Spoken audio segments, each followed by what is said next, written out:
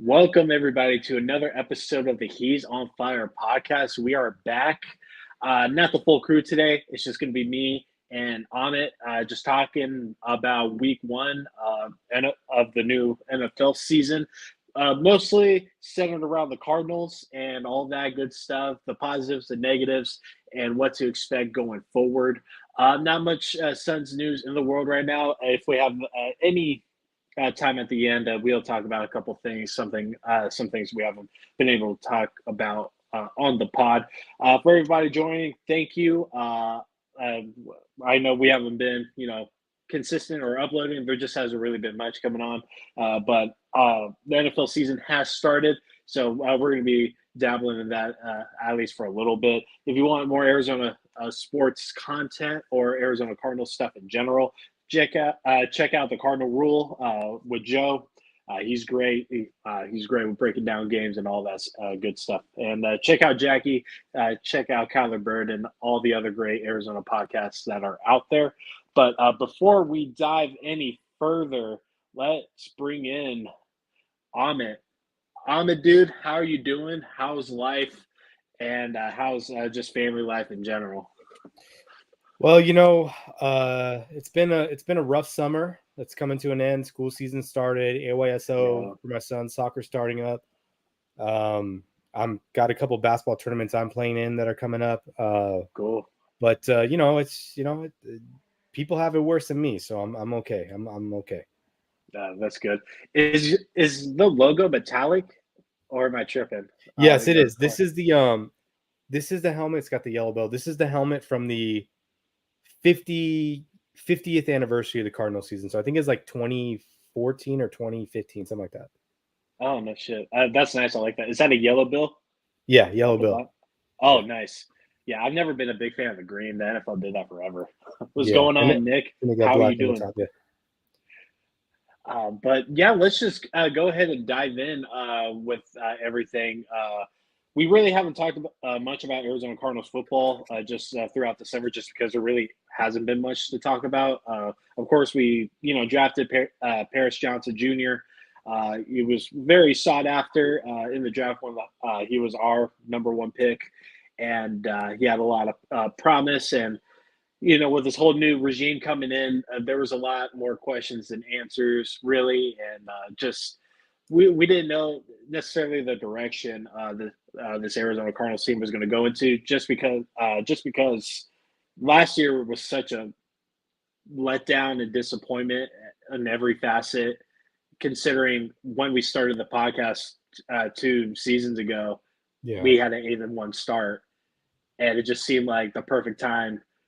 Like the timing could have been perfect for the Suns and Cardinals to be good at the same time. It was just like it was prime time, content right there. And ever since then, it's just been a snowball of defeat and despair since. But now Kyler's on the IR. We're not going to see him for about 4 weeks. And in the last week and a half, or 2 weeks ago, the Cardinals picked up Josh Dobbs, and he was part of our offensive coordinator's system back in Cleveland. So there's some familiarity there. And then, of course, we also acquired Clayton Tune during the draft as well. So there's going to be questions about who started, especially after the first couple of games of preseason. And we ended up going with Dobbs. And going into week one against the Commanders, I was a little worried just because their front seven is nasty. They have a lot of stud. The Commanders do on the defensive side of things, but when you go further, like in the outfield, not too much concerns and stuff. They're really not that good against the pass and all. But we're going in with a backup QB, and so we going with Dobbs and with this basically brand new team and with some new faces and stuff. And I was actually pleasantly surprised about how well we played. Before I go any further, I want to hear your thoughts about just the lead up and your overall thoughts about game one.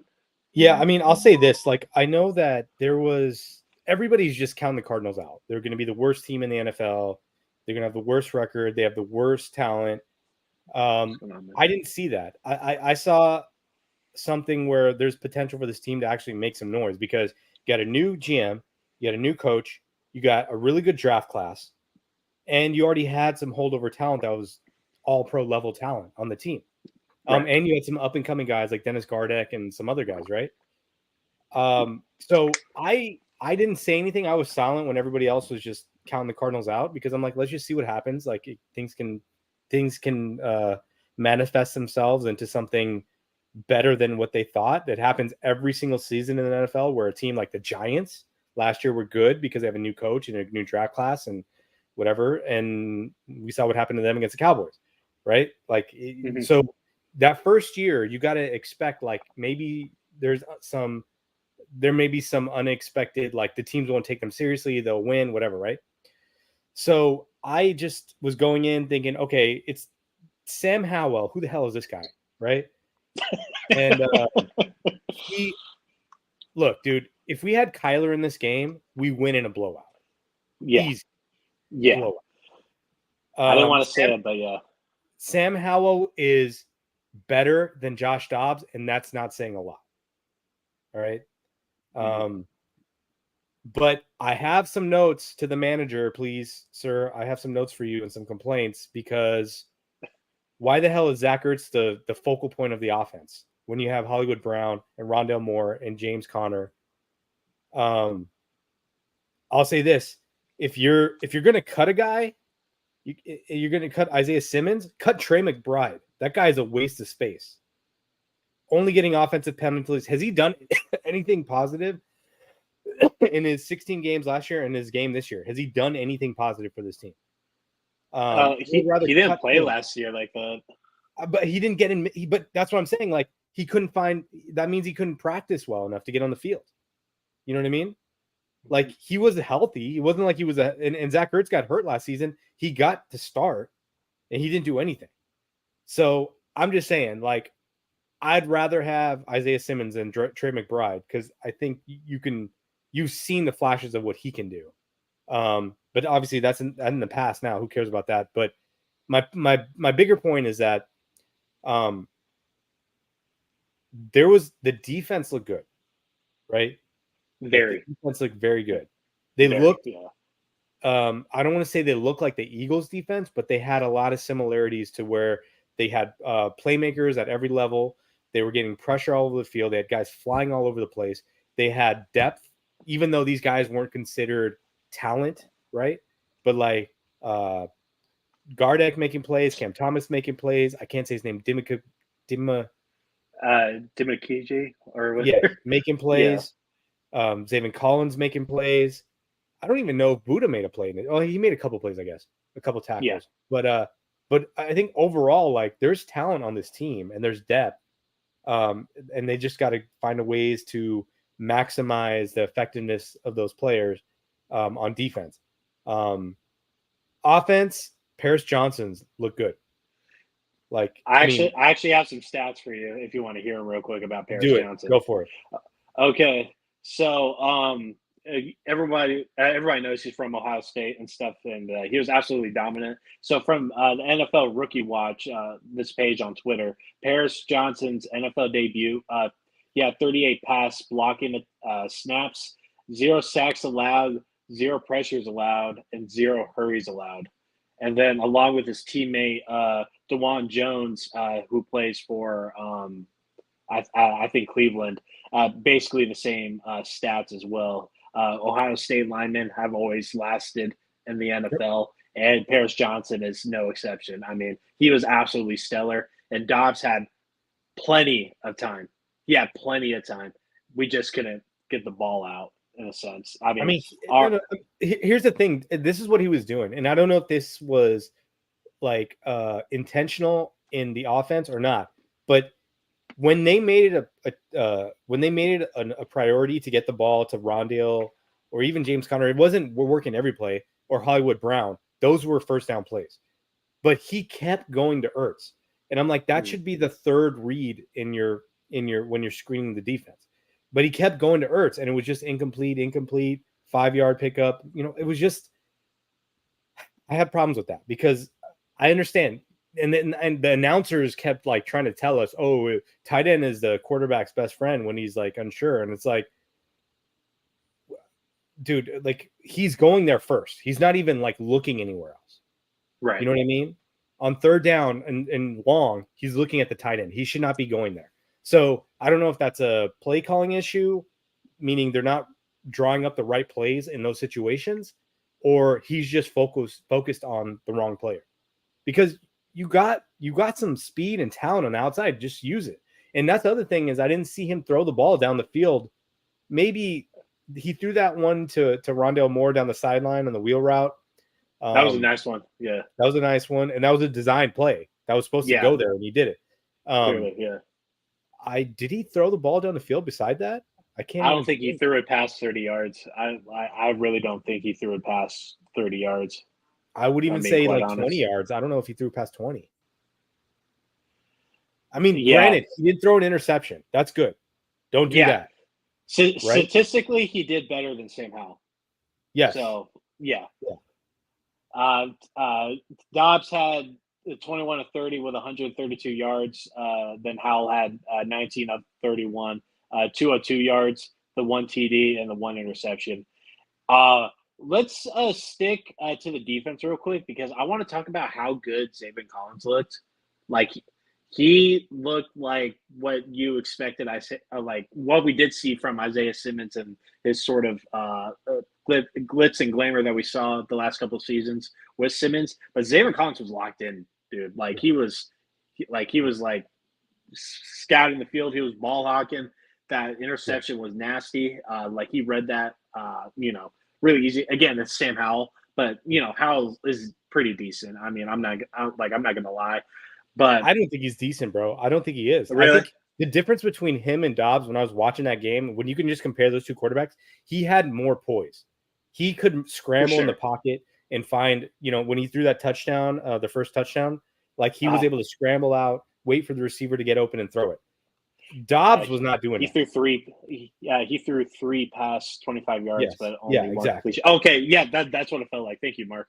And the 125-yard one was the Marquise Brown one, which he threw it. Actually, didn't throw it past 25. He threw it like 15, and they ran the other whatever on it. Yeah.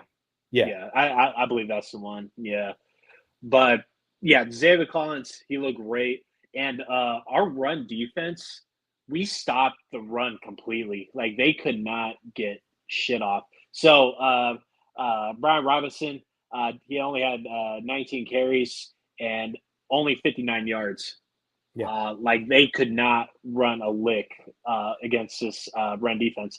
And that's been our Achilles heel the last few seasons. We have not been able to stop the run. I mean, I go back to that Green Bay game when we're both a 7-0 and they're just dink and dunking us and just running the ball down the middle with A.J. Dillon and shit. That game completely pissed me off, and that basically summed up our run defense from a couple seasons ago. But with that being said, our running offense wasn't good either. James Conner only had 14 carries and 62 yards. We had Ingram out there for a little bit too. He didn't get a bunch of touches. He was bad, bro. He was really bad in this game. Yeah. Like he just, I don't know. The pocket when he came in, the pocket was collapsing a little early. Then of course you would want to, but he just doesn't have that quick first step like what an Enu Benjamin would have, or or even a Keenan Drake. Really, they just didn't have that first physicality step to get through the first tackle and fall forward to get some positive yardage. He couldn't do that. You're right. And honestly, like when you're bringing that up now, I'm thinking about it. One of those plays, Paris Johnson got blown up on the run. I think it was what do you call it? The QB, the option play, or not that, whatever. But whatever it was, there was an option play there where they just fumbled it. He just fumbled the bag on that one. Paris Johnson did. But you got to give it up to the Redskins because they do that front seven. They changed the game on that one drive or two drives, but that one drive quarter. Where they forced a fumble, right? Yeah. And then the drive, I think it was the drive previous to that or the one after that, but they were basically forced a 3-and-out and then the fumble, like right away. And I don't know if like the defensive line coach came and talked to them and said, "Hey, you guys need to step up," whatever it was. Especially with Chase Young was out, right? So, but that changed the whole game. That was it right there, because the Cardinals, like that's what I'm saying. If Kyler was in there, those field goals are touchdowns. Like those third down plays are third and shorts, easier plays to manage. But because of Dobbs' just ineffectiveness, like it was bad. It was just it. And that's why another thing I want to say is that if we're looking at this team, how can we judge ourselves against this Commanders team? Like, because we know they're not going to be. How good are they going to be? Like realistically, right? Can we really? And especially they're in their division, who they have to play. They got to play the Eagles twice. They got to play Cowboys twice. Who knows about the Giants? But I don't know if we can really say how good this team is. And this was a point that you were asking me earlier before we got on. I think that this was preseason. This first week was preseason for basically everybody. For a lot of the teams, it was preseason. I agree. Yeah. I mean, if you look at Joe Burrow, you can go down the list. This first week was weird. This first week was weird. Yeah. And the Bills just lost. Yeah. It wasn't consistent with the normal play that we see from a lot of these quarterbacks. So I don't know how to judge us coming up, especially when it just kills me that you can have the turnover advantage and still lose the game. Like that's insane. How can that happen? Yeah, dude. Yeah, I don't know. I mean, if it was Kyler, it would have been a completely different story, So,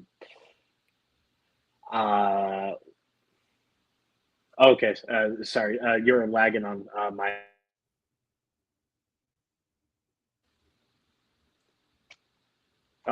We're here. Are you there? Yeah, I'm there. Okay. Okay, cool. Yeah, my phone freaked out for a second. So let's just get into the whole offense, the offensive side of things. I'll finish off with the defense. Our front seven, great. Run defense was great. We didn't see much action from the backfield, but they couldn't get the ball down the field really like that, passing far. It was a game of intricacies and one pawn at a time sort of game, and they just kind of slipping in that third quarter, and it was that drive you mentioned. But I'll say this too, to go, if we're talking about defense real quick, that one drive where they gave up 67 yards for penalties. So, there was one late hit. Yeah, that one late hit, yes. That second one, and this is where the NFL, and this is where Kyler has actually benefited from this, where he drops his head, but the player's dropping his shoulder, but his helmet's coming down. He gets hit on the helmet, it becomes a 15-yard penalty. That happened to Jalen Thompson, I think, on, was it the quarterback or somebody else, whoever it was. But my point is, like, the refs are always terrible, right? But now it's like at a point where I don't like.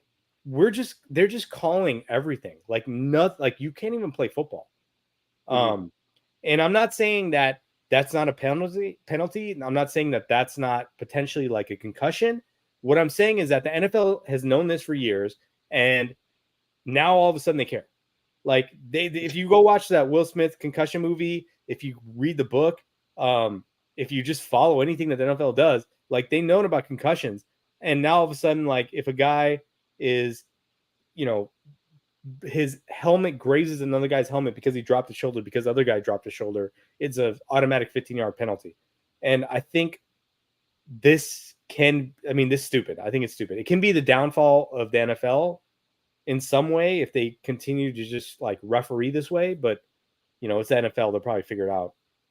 But I don't know. I thought it was just stupid. I thought that penalty was stupid.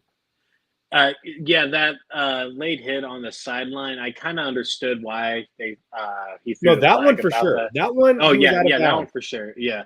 But the shove or whatever. Like, come on, man. Like these are some grown ass men. I'm not trying to.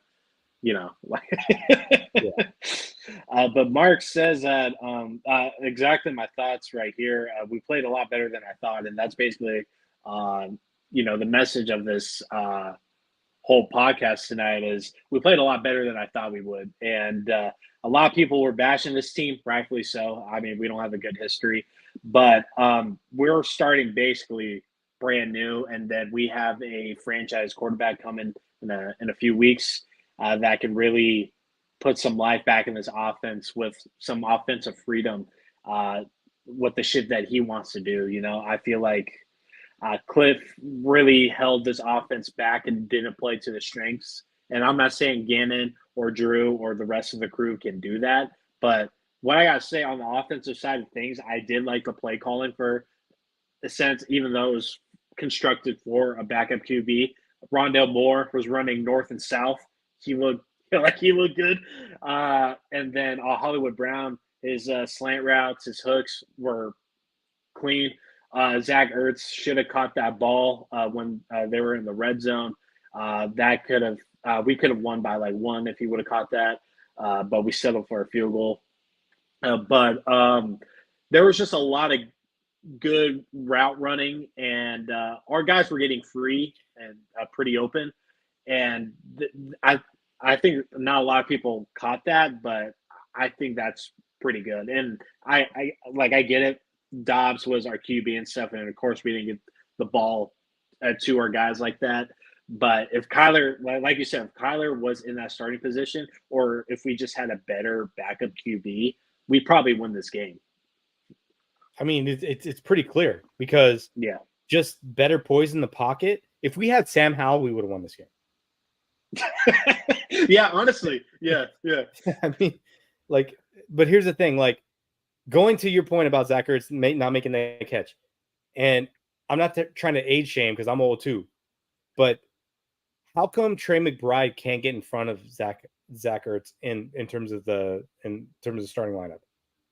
Why are we still playing Zach Ertz? Right? I mean, that tells you a lot about. And I'm not trying to shit on goddamn, what's his name now? I just said it like 3 times. Trey McBride. But my point is that Zach Ertz has been past his prime. You know what I mean? And he's not Travis Kelce. He's not like Mark Andrews. He's not any of these other guys. So I'm trying to figure out if the talent isn't there and he can't make the field, and when he gets on the field, he can't make a contribution, or he's making offensive penalties. He got, what was it, a false start and a holding, I think, or at least a false start. I don't know if he got a holding. He at least got one penalty in the game. What are we doing? If you're willing to cut weight on players like DeAndre Hopkins and who else did we cut? Isaiah Simmons, trade him. Then let's trade this guy. Yeah, I don't know. Trey McBride caught a few balls yesterday, and I mean, I really like his hands. He does move really well, and then Ertz is injury prone. So, do we still have Max Williams? I don't think so. No, he's still hurt, I think. Okay, so we definitely have a tight end room that has that is pretty dense. But I would still rather play Ertz as of right now. But I do like the upside in Trey McBride because he, when we picked him up, he was the best tight end like in that group. It wasn't necessarily a deep group in that draft, but I mean, I like Trey personally, and he's going to work out the kinks. But I do like his route running. I do like his catching, and then with your Isaiah Simmons thing, yeah, I would have loved to keep him, but I kind of trust, even though it's not warranted yet, like Gannon's, insight and our defensive coordinator's insight. If they don't see that dog in them like that, maybe it's just time to move on and create space for a more hungry guy, because we've had issues with Isaiah Simmons, even when our defense was kind of banging on all cylinders, and they just couldn't position him like that. And talking to outside people, about Isaiah Simmons. They see the talent, but they just don't know where he fits on the field and what he excels at. And we've been dealing with that issue for the last 5 years. Yeah, I mean, yeah, I don't know where he fits. I mean, you know, I kind of have a feeling he's going to end up being like an edge pass rusher somewhere because I don't think he's a secondary He'll player. be Like, yeah, he'll be he great can as an play that edge. position. Yeah, but I think that's where he's going to end up, somewhere, as like a backup or something. Because I just don't see he's made plays. Like remember the Seattle game where he got the interception. Oh yeah, Like, yeah, I mean, he makes plays in the secondary, but it's just he doesn't know where to be, and that's the difference between him and Zaven Collins. Is that Zaven Collins always is in the right place. Like Yes, fundamentally, yeah, he's always in the right place. He's and he's maybe quick. he's not as athletic, but he's pretty goddamn athletic. And Yeah, and he makes. I mean, you saw that interception. Like, yeah, that was an athletic play that he made. So yeah, I mean,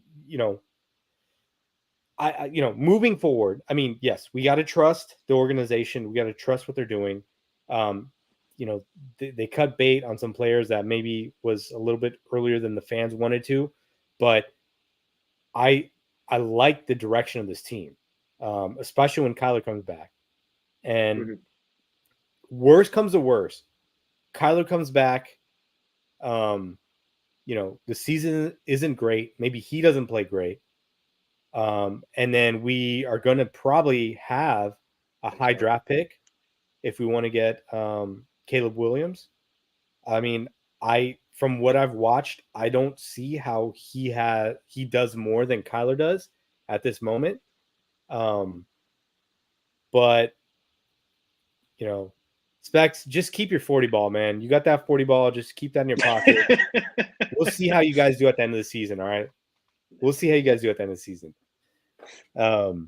Because Dak has traditionally led the NFL in interception. So we'll see, bro. We'll see. That was from earlier. That's when we first started. Like this is from 901. Right away before we even said anything. Yeah. But no, I totally agree. I like the direction that this team's going in, and after this week one game, of course it's against the Washington Commanders. Take it with a grain of salt. But I really loved how our defense looked, our run defense, our front seven in general, and then the offensive play calling. I really didn't have an issue with any of No, I did. the I did. calls. You don't think Did you? that they try to get the ball to Hollywood? They should have got him the ball a lot more. I don't think Dobbs can get it to him like that. I think there's just some limitation there. But then I'm questioning the play calling because you got to find they were able to get him on the wheel route or a couple other play, not the wheel route, but the other one where they threw it down the field. Like they were able to get him the ball a few times. He got the reverse. Get the ball in your playmaker's hands, man. That reverse was nice. So Yeah. It was like that double dunk. But yeah, I wish we would have dinked and dunked them a little bit more and used James Conner maybe like in a slot sort of position or something for like a quick slant. Just some intricate, just some little stuff like that. But I think for week one, starting from scratch, I think this is a really good first step. And like before we move on to like other things outside of Cardinals football, I do want to talk about the quarterback situation. Dobbs was I would give him maybe like a C minus D sort of range right there. I think he did what he was supposed to do. He got complacent a couple times that kind of cost him the game. But again, I know the position that he's in, and he just came in just a couple of weeks ago, so I'm not going to absolutely kill this guy. But the little that we saw from Clayton Tune in the preseason, I really liked. Would you want to see Clayton Tune start week 2? I mean, I honestly didn't like what I saw from Clayton Tune in the preseason. No, I didn't. He looked comfortable to me.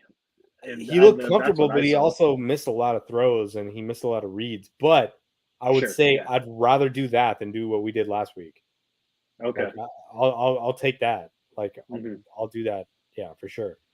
Yeah, considering we're going against the Giants next week, their defense isn't too crazy. I mean, it's pretty good. Like Well, I'll say it's this: actually like pretty good. last year, they benefited from creating a lot of turnovers, and Yes, turnovers yeah, are like a sort of a lucky thing. Like you never know season to season who's going to be able. Nobody consistently over like a 3 or 5 year stretch uh, creates the same amount of turnovers every season. So, yeah, correct. so even with this Cardinals game, like we created 3. Like, can we get? I mean, I guess we're playing Daniel Jones. This guy. So here's the other thing: Daniel Jones is a turnover monster. So Yeah, we should be turning this fool over a lot. yeah. Okay. I would put the over under at like 1.5 in terms of turnovers from Daniel Jones specifically. I say Um, that's fair. I don't think that's crazy. I mean, how many he had 3 in the Cowboys game, right? Or more than that. Ye- I stopped paying attention after it was like 23-0. So I don't even know. That Dallas Cowboy defense is like really good. Like I Yeah. wouldn't be surprised if that defense alone gets them to like the NFC Championship. Yeah. Even if Dak is like mediocre, like he usually is. Yeah. But that Giants team just isn't built like people present them to be. I'm not a Daniel Jones guy. He's basically Yeah. Zach Wilson to me. But our defense will definitely be put to the test this upcoming game going against Saquon Barkley and then their front seven. Uh, if the defense continues to go from here, I mean, that is such a plus for this team that we really weren't talking about in the offseason. Uh, Yeah. And well, think it about makes this too. Think about yeah, this. Like we got our coaches are coming from the NFC East. They've been yes, coaching against these teams. So they like, know more than anything. Yeah. yeah. So this should be they should have a game plan ready on defense to stop this team and create turnovers. We should probably look. I should probably look up against how. Well, no, it's not fair to look up the Eagles against the Giants because they probably destroyed them. But either way, like defensively, we should be good. Offensively, we got to change quarterbacks. We got to focus on getting the ball to our playmakers, even if it's like the Cliff Kingsbury bubble screen stuff. Like we got to do it. You know what I mean? Uh, Like I think we have to go there. It's so like now that you think about it, like when you have Kyler and he's throwing bubble screens, like is that really the best use of that man's talent versus Joshua Dobbs? Like, yeah. and we're not even doing what Dobbs. Like we did a couple of reverses and a couple like this and that, but it wasn't even like what Cliff Kingsbury did with Kyler. Like he would just consistently throw those quick outs, just the stupid like throws where like Kyler can move and run and throw the ball down the field. Let's do that. Mhm. I can't wait to see Kyler with his offense. I really can't because Paris Johnson looks great. Yeah. Our tackles look better than last season and stuff. And then now on the defensive side of things, we have Cam Thomas, we have Dumikiji, and then Xavier Collins locked in, and then we still have Buddha and Jalen Thompson and all those guys, and And Marco Marco Wilson, Wilson. who played good. Marco Wilson played really good too. Yeah. I think our defense is going to have a field day next Sunday, but it's going to come down to the offense, and it's probably going to be the same as this game that we spent 30 minutes talking about. I mean, Was it's that a probably going to be the same thing. is it a home game this weekend? Do you know? Let me look real quick. I have it right here. I think it's in New Jersey. Okay. Oh wow. Yeah. All right. I don't think we play home until we go against. I think it's Rams. Hang on, let me see. Sorry. But did you have any closing thoughts before we talk about the landscape of the NFL? No, I mean, I'll just say this. I'll combine the two things together. So, I think there's a lot of positive things to take away from this team. I think the offensive play calling has to be better than what we saw. I think the defense played well. I think we can still see improvements on the defense because I know they got 6 sacks in this game, but I think they missed out on probably 3 other sacks that they could have gotten. Oh, it's And here. they're what? The Giants game is here. It's here. Yeah. Yeah. Yeah. I figured they wouldn't do back-to-back games. Um, So we should have an advantage at home. Um, Overall, like I think every team in the NFL is still in like a preseason mode, trying to figure things out. Um, even with like the veteran teams, like their quarterbacks just didn't play. Like Patrick Mahomes looked bad, Joe Burrow looked bad. I mean, so many quarterbacks look bad this weekend. But having a home game, I'm assuming they're going to close the dome. Maybe they'll keep it open for the Heat, get a home advantage with that. But I don't know. I'm just expecting the Cardinals to win this game. Like, I know that the Giants are going to be motivated because they just got their curb stomped, but at the same time, like Daniel Jones is a quarterback, and I'm so sick of hearing about how Daniel Jones is better than Kyler Murray. Isn't that crazy? That's like saying that's like the argument where they were saying, oh man, I mean, every guy was better than Book, right? Like they would say Donovan Mitchell, Jason Tatum, every shooting guard, Edwards, basically. Who? Like every shooting guard, basically. Yeah, basically everyone's better than Book. I'm like, dude, come on, you guys are. What are you talking about? Yeah. Like I hope Kyler comes back with a fiery fist because people have been talking crazy about him ever since he signed that contract and I had that fucking study clause in it. Let's quickly go over just the game one or the week one games. Of course, the start of the season, the Lions beat the Chiefs. No Kelsey, no Chris Jones. Chris Jones signed a 1 year with a bunch of incentives for this season. So I have no doubt in my mind that the Chiefs will bounce back week two. I have no idea who they play. Falcons take care of the Panthers. I was watching this Browns and Bengals game, and yeah, Joe Burrow was not there. It was super rainy, but I mean, looked flustered. He couldn't get the ball to Higgins or Mixon. Like it just was not a good game for them. And Deshaun Watson didn't even play good either. Like he was, like Watson's definitely lost some touch there, and that's no pun intended. Jaguars versus Colts. Trevor Lawrence, he looks like really good. I like seeing him progress. I really liked him in college. He was blockbuster material, and I'm glad that that's transitioning over. Buccaneers and Vikings, probably the upset of the weekend besides tonight's game. Baker Mayfield taking care of business against the Vikings. And like Vikings are still suffering from that problem of like their offense is really good. Kirk Cousins had 344 yards and 2 TDs, but that defense is not there. And that's going to continue to be an issue. And they lost a good amount of depth in the offseason, and they did nothing to improve it. I mean, they added Byron Murphy, apparently. Yeah, Byron they added Byron. But, it didn't do much apparently, But I'm praying for a Baker Mayfield resurgence because I am a fan of Baker. I think he has something there.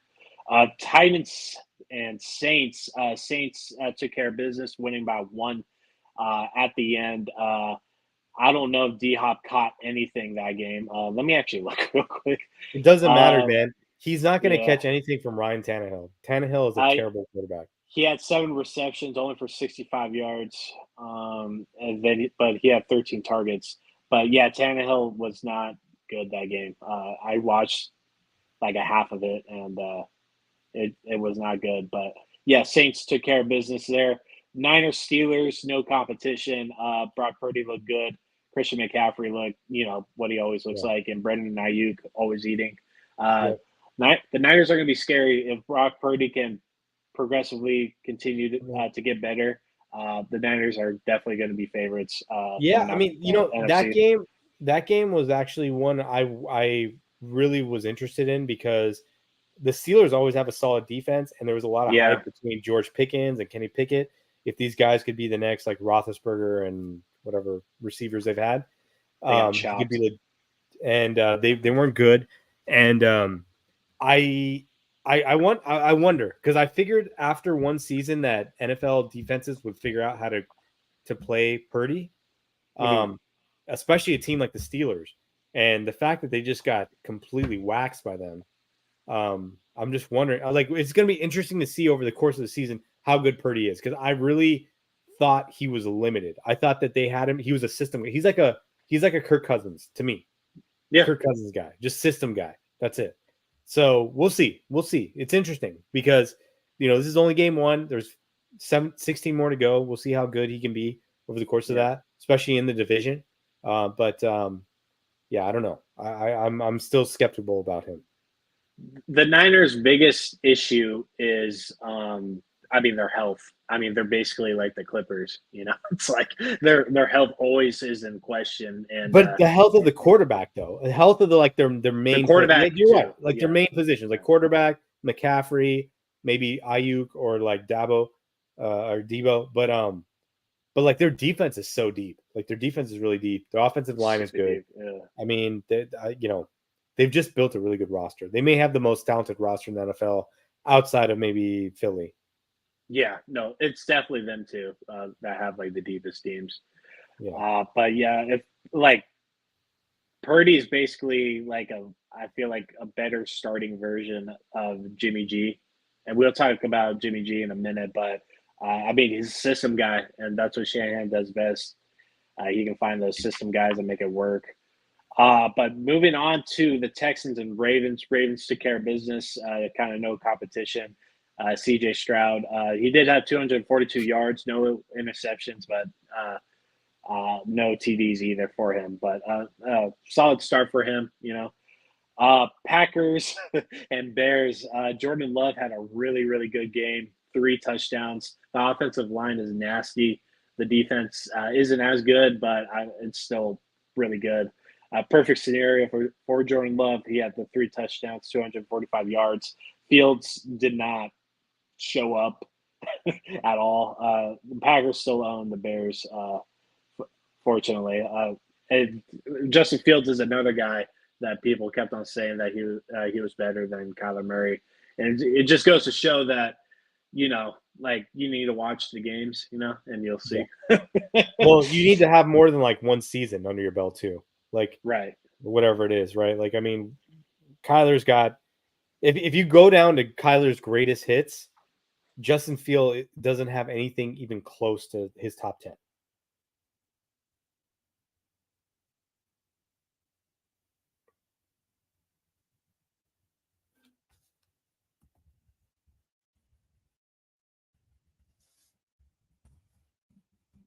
Are you there?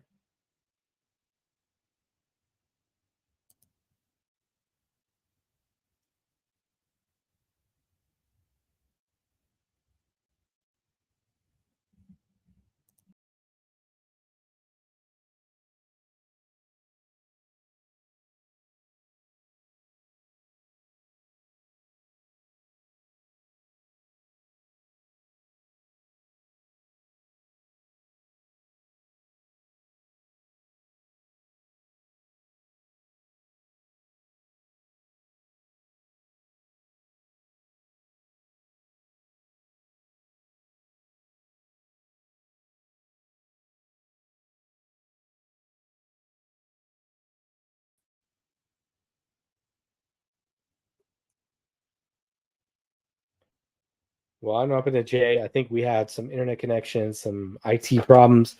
I'm just gonna go. I don't know if the last thing I said got heard or not. Doesn't matter. We can go ahead and wrap it there. Week 2 against the Giants at home. I don't know what the line is. I would probably say it's like. Hey, there you are. Yes, I don't know what happened there. It just completely froze on me. Yeah. But what were you saying? I don't even remember, bro. I don't know. But we should probably wrap it up. Yeah. We have a couple more games real quick, and then we can bounce out of here. Raiders Broncos. I actually watched this game, and I loved what I saw from Jimmy G. I thought he would be good in the Mike McDaniel system. Just overall, Russ didn't look like old Russ, and I think the Broncos are starting to see that. Eagles Patriots, one of those weird games of this week. And the Eagles still ended up winning 25-20 on whatever. Dolphins Chargers. This was a stellar game. I don't know if you caught this one on it. No, the funny thing is, I almost went to this game. Really? Yeah, like my wife called me and she's like, I might have tickets for you to go from somebody at work. And then like I guess we didn't respond quick enough, so I couldn't go. But Oh, anyways, it worked out. Tua looked great. Justin Yeah, he Herbert did. looked really Look, good too. the best player this entire weekend was Cheetah, man. Tyreek Um Hill looked nasty this week, dude. he does this. Like he puts on these games where he has like 200 yards receiving with like 15 targets, and we just we look at it, but we don't actually like appreciate the value of this guy. Like he might be, he could be one of the greatest offensive weapons ever. Yeah, and like this, what we saw yesterday compared to what we saw in Kansas City is just for some reason it just feels different. Like he was blowing by. Yeah, yeah. They were Like saying that like when they brought him in, like they really didn't know how to fit him in the offense, so they just had him running like just fucking post like a routes and madman. Yeah, wheel routes. But now they figured out where to put him in the lineup, put him in the slot, put him here or there, and now they're just like figuring out like how they can really maximize it. And then we got Jalen Waddle there too. Like there's yeah. just they have ways to like hide him and get him open. I mean, and even when you don't hide him, this guy can go over a cover two and get wide open. Like it's Mm. ridiculous. Uh, I don't think just I'm trying to find like a comp in my brain to somebody similar. The only thing I can think of is like Randy Moss. That's the only guy I can think yeah. of. I was thinking Moss and Rice, but Rice didn't create separation like Not this Moss. wide open. He was never this wide open. Not this wide open. I get it. The Chargers corners and DBs aren't like the best in the league. I get that, but dude, like it was like no competition. Like he was just blowing by everybody. Yeah. It was insane. And on full run too, it was right in the pocket. Like Yeah. Tua was brilliant, absolutely brilliant. Sleeper pick. I love this Dolphins team going forward. And then going on to the last couple games, Rams Seahawks, no competition there. I was actually surprised that the Rams won this one. Matt Staff played relatively well, and then Atwell was his go-to receiver. 6 receptions, 119 yards. Then Cowboys Giants, no comp there. I mean, it's the fucking Giants. There, people are going to overblow it. Guess how many yards Dak had? 170. No, 143, and they Okay. scored 40 points. Yeah. It shows you how good Yeah. that defense is, man, and how good Tony Pollard is because Pollard Yeah. had 2 of those touchdowns. And then the game tonight, unfortunately, Aaron Rodgers got hurt 4 plays in. That fucking sucks for Jets fans, man. I hate to hear it, but Zach Wilson, like he fucking did it. He like the Bills are not what they were. It's crazy. Like Josh Allen, 3 interceptions, and then I think there was a fumble too. Yeah. Totally, he threw the game. Like uh, Yeah. Brees Hall was great, I but didn't see the game. I saw the box score, and like, yeah, I mean, everybody keeps propping up the Bills, man. Like they're like this because I think that everybody wants them to be good, and their fan base is awesome and everything like that. Josh Allen is a guy to just you want to see him play, but that guy's not Patrick Mahomes. You know what I mean? yeah, yeah. That guy's not even Kyler Murray. Like Allen's arm a couple seasons ago was like second to none. Besides Pat Mahomes, I don't know what happened. He just has some hesitation there. I mean, this is a overreaction after week 1, but dude, Of only course, putting up of course. 16 points is unacceptable, with considering how loaded that team is, and you're going against the Jets. Exactly. And well, I mean, the defense is like one of the The best defense is defenses. really good. Yeah, yeah, But yeah. but offensively, like without Aaron Rodgers, like that's you should have a way to win that game. But yeah, I mean, overall with the Bills, it's just they keep telling us that this team is going to be a Super Bowl contender every year, and we just are told excuse after excuse. First year, Josh Allen couldn't throw. Then he learned how to throw because he would only run the ball. and then it was the defense wasn't good enough, and then it was they didn't have home. I mean, there's just always an excuse with those guys. So I don't know. Yeah. But yeah, that sums up week one. Weird week. Weird week. Like I'm really interested to see what the Cardinals can build upon from here. I kind of want to see Tune start, and you're on the same boat as well. I just hope that defense continues throughout the season, and that is a great milestone, stepping stone for this team to come for the future. And this is low key a proven year for Kyler because Caleb Williams is on the board this upcoming draft. I mean, it's something to consider. I mean, Caleb looks like he's in a league of his own, and as of right now. But it's just something to keep in mind. If Caleb can stay healthy, and Kyler just isn't living up to what we thought he would be, I mean, some uncomfortable conversations are going to have to be stated. Yeah. Yeah. So. Yeah. That wraps up our NFL recap. Did you want to talk about the shoes real quick before we bounce, or? I mean, I'll just say this: like we were trying to see if we could fit time in for the Booker Chapter 1 shoes that dropped. Everyone saw Drake had the orange ones on. There's a black version that Booker was hooping in the Twitter video that he made. I mean, I like objectively would not wear those shoes if I was going to play basketball, because that's not. I need more like a LeBron Soldier, just like a higher support in my shoe. Right. But I can see why other people like it. I think he did a lot of old school things by putting the loop on the back. Just the way it's contoured in the front, it's kind of like an old school look. Not typically my style. But look, like you're talking to like the biggest Booker fan in the world. So like if I'm criticizing his shoe, I'm being as objective as possible as I possibly can be. Like I wasn't the greatest shoe.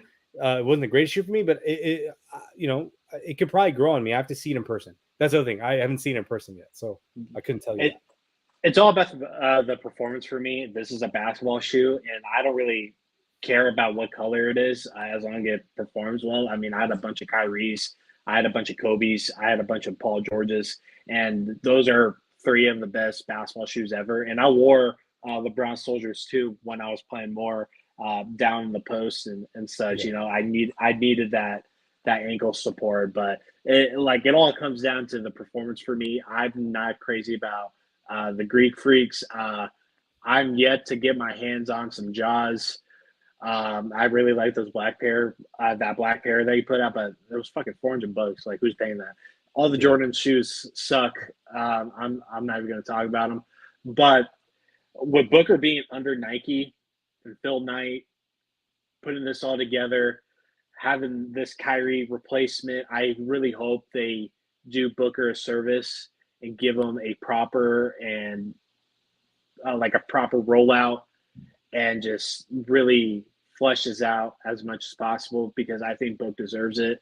He has a style, he has a swag, and I think I think this shoe and rollout and this line in general can make Booker haters kind of flip a bit, because I wasn't a big Paul George fan back in 2010, but when I got my hands on the Paul George ones when I was playing in my youth, I became a Paul George fan, and it was basically from the shoes. And when Kyrie got drafted, and a couple of years later he had his first Kyries, when I got those, I wasn't a big Kyrie fan, but when I got those shoes, it turned me into a fan, and I thought I had his ball finishing, and I clearly don't. So, I actually like a lot of the shoes that the guys are making. The problem is I can't wear them. Like the KDs, the current KDs are really nice, and the Kyries are really nice. The problem is I can't. I need the ankle support. Like it's just different for me. So like I would love to play in those shoes, but I know what would happen. I'd fucking tear a ligament if I wore it. I switched positions a couple times while I was playing. I hit 6 foot like relatively early. Like I hit 6 foot at like 13, 14. Like I was like, oh, like my dad's 6'5". I'm like, dude, I'm like on the up and up. So like I kept on playing center, but then I had to transition into like a Ish Wainwright, like small ball five, just because I Yeah. kind of stopped and everybody else kept on going. Like I'm 6'1", so I had to like not only change like the way that I moved, but like I also had to like change my like my shoe, and I sell for more like guard oriented shoes. So I was doing the Georges, and I was doing the Kyries, not the Kyrie so much, but I would do like Dames and Harden's too. Like Harden has a pretty good line too, but yeah, that's the only reason why I go for the lower top. I didn't really start wearing KDs until later. When I was just playing more pickup than anything. I really like the KDs. I don't have the newer ones. I mostly ball in KD sevens and nines. Yeah. Yeah, but my overall thoughts about the shoe, I really like it. It's definitely better than the leak that came out like a month ago, and they Yeah. were absolutely atrocious. I knew those weren't the shoes. This looks a lot better. I like the rollout so far, and I just hope Nike really pushes this out and kind of puts Phoenix on the map, because D-Book already did that, and I think he deserves it. Any final thoughts before we get out of here, man? No, man. Let's close it up. Yeah, man. It was a great pod. Week Yeah. 2, let's see what the Cardinals can do. They're -4 right now, which is insane. I look at that line. I'm just like, how can you do that on a team that lost 40-0, and you're gonna say that this team is a -4? Well, the Like, Commanders line was like they were 7-point favorites. they were 7. It started, Yeah. I think, at 6.5 and opened to 7, or went to 7. But yeah, that's insane. That's insane. That they're that bad after week 1. What you saw was that bad? Like, come on. Yeah, they weren't 7 points bad. I mean, we ended This up team being lost by 4. 40 points, dude. They didn't even Yeah. score a single point. So you're saying that somehow they're going to beat this team by 4 points, not even scoring a single point in the first game. Yeah. That's insane. Yeah.